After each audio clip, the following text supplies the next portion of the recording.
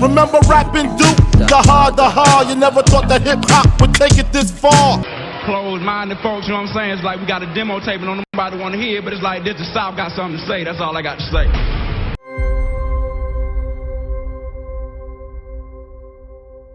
Ooh-wee, don't do it like that, baby. This month in Houston, keep it where you got it. We watching you, keep watching us. Welcome, Captain Jack, honorary, legendary Captain Jack. Hello, Miss T. Honored to meet you. Pleased to meet you. Honored to get to talk to you today. Hey, it's a pleasure. We want to really introduce a new generation to you and let them know all of the wonderful historical things that you've done in the city on behalf of hip-hop and the entertainment industry and promotions and for DJs who might not know. Would you mind telling us a little bit how you got started in the industry? There was a guy named Don Sams who worked at KYOK at the time. He's worked for both stations, KCOH and KYOK. It was all AM radio back then. We're talking about the 70s. 75, 76, 1977. I'm hanging around a friend of mine that I worked with at a regular day job. And he would always talk about these guys, Don Sam and Bobby OJ. He asked me a question, why don't you come and ride with me and hang out with me at the radio station? I need to go and do my weekends. It's so lonely up there. I said, okay. While I'm up there, I'm meeting Don Sam. He's doing production. And at the time, when I met Don Sam, they were using the razor blade, the splice tape. It was all reel to reel back then. So I'm taking you way back. We're prehistoric. They used the tape, actual clear tape two pieces of voice together and then run it and make a commercial that's 60 seconds long for whatever they were cutting the commercial for. And I found that very interesting. They had this nightclub called the Gaslight, and it was on the north side, Kelly and Jensen Drive back then. He told me, he said, man, why don't you come ride with us? I said, okay. So I started hanging out with the guys, and on one occasion, they had a big show at the Sam Houston Coliseum with Shaka Khan. I'll never forget it. Shaka Khan and Bootsy Collins, the Bootsy Rubber Band. Don, being at the radio station, he emceed a whole lot of those shows. So he needed someone to fill in for him at the club. He said, man, I need you to fill in for me. I'll be back. I got to go MC the show. I'm not a DJ. He said, man, just play what you like. And I think you got a good ear. I don't know why, but I think you might have a good ear. And at that time, there was no mixing. You didn't have to mix records or anything. You just play a record. If it was hot, play the records. He said, play the records you've heard me play. So I did that. When he got back, the club was packed. The dance floor was packed. He walked in. He said, you told me you had never done this before. I said, my first time. And that's how I got started. So no formal training is what you're saying, no schooling. What a testament to experience and being in the right place at the right time. That came along after about the fourth nightclub, because there was the Gaslight, the Screaming Eagle on the south side. I have to tell you how I got the name Captain, because my first name was Sweet Jack. I got the name Captain because there was this nightclub called the Screaming Eagle had an airplane in it that you had to climb a ladder to climb up and get in the cockpit. They said, that Sweet Jack don't sound right. You got to be a captain. I became Captain Jack. So after I became Captain Jack at the Screaming Eagle, I was DJing there.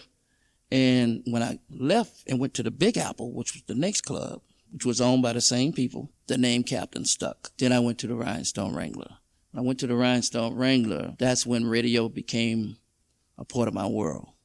And became very, very popular at this particular club, the Rhinestone Wrangler. The people that own this nightclub spent a lot of money to promote me. They made me the center of attraction because they had been through about 8 different DJs and nobody could make it happen. I already had a following that I had built up on the street. From my street walking, I made my own flyers. I go to McGregor Park and pass them out. I had my little old picture made, had my little finger up in the air and standing behind my DJ booth on this picture saying, #1 DJ in Houston. And I had a jar with jelly in it that said, jam, come jam with me. And that was my deal back then. Started picking up, flowing, and that's how I got, my following. Then after, like I said, the Rhinestone Wrangler, then the radio station took notice. After they took notice, it just got bigger and bigger from that point. I did a live broadcast from the club, 4-hour live broadcast, where they put phone lines in that would go straight to the radio station. We piped in microphones over the dance floor to be crowd noise and the whole thing. So everything I said or played came across the radio station. And that was my first deal with the radio after I did the Friday night.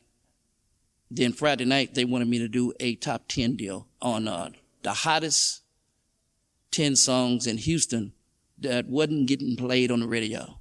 And so it was Captain Jack's top 10. That's quite a testimony to guerrilla marketing and how you can start something on your own and having people follow you. I know there are a lot of promoters now who work in teams, but to have someone back in the day to start that kind of campaign for themselves and to see it work out.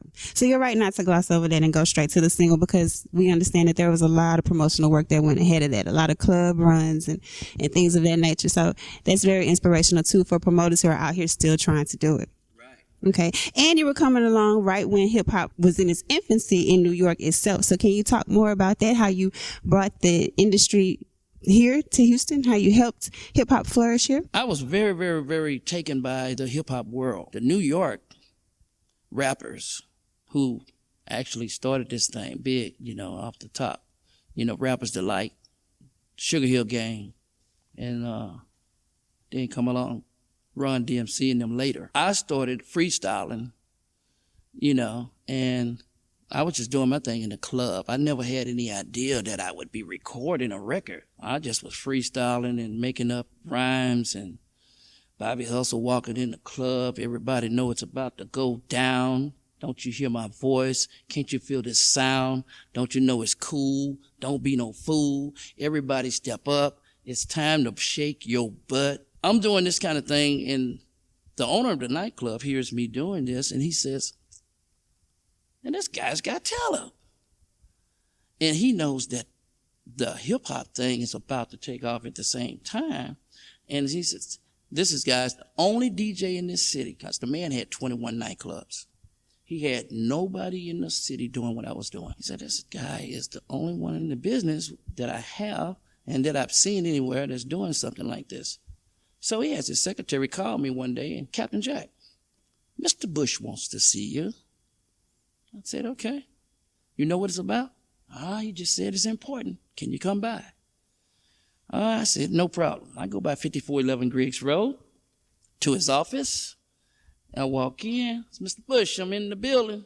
He says, Captain, come on in. I ain't never seen this man so excited. He said, he puts on the record. Tighten up. I'm gonna tighten up. I'm gonna tighten up. Talking about Archie Bell and the Drills. Boy, I said, okay. That's one of my songs I love, He said, Captain Jack, that's Archie Bell and the Drills, and you already know that. I want you to do a song, man. I want you to do a rap song. I said, okay. That's Tighten Up. Your name's Jack, right? I said, yes. I want you to do Jack It Up. He did. I want you to do Jack It Up. I said, okay. To the amazement of me, I said, you know what, this sounds real good. I think I can do this. So I hooked up with a guy named John Williams, Mickey Blue, and they used to have a band called the Glass Band back in the day. They had a song called Bedrock, What's the Name of Your Town? Anyway, Mickey was really talented, and him and Mr. Bush, they hooked up together, and he flew us to Memphis, Tennessee, and I got the opportunity while I was there to go to Elvis' house. What an inspiration. I went to Elvis' house. When we got ready to record, I had wrote my little rap down, but a lot of this stuff just came out the top of my head once I started hearing the track. Motivated me to be able to come up with this song, Jack It Up. So anyway, I had the opportunity to record in a legendary studio where the Barcades, Confunction, Cameo, people, Al Green, Isaac Hayes recorded. I'm like, wow, this is crazy. They had some good old white boys in there from Tennessee. Y'all know Tennessee whiskey? There's some Tennessee boys. Me and Johnny Boy, man, we put this thing together in one day. Knocked it out the park. And after we got through, we flew back to Houston. The record Came out about 2 more weeks. We got wax. We started spinning it in the clubs, and next thing we know, we had a hit on our hand. Jack It Up took off. You know, we kind of jumped the gun a little bit on Jack It Up. I was going to say, beforehand, there was a University of Houston single. 1983, because we did Jack It Up in 1984. 1983, the first recorded thing, but we didn't do a record. We just did a record that we recorded and ran on the radio station and changed it up every week, and that was Fire Slammer Jammer.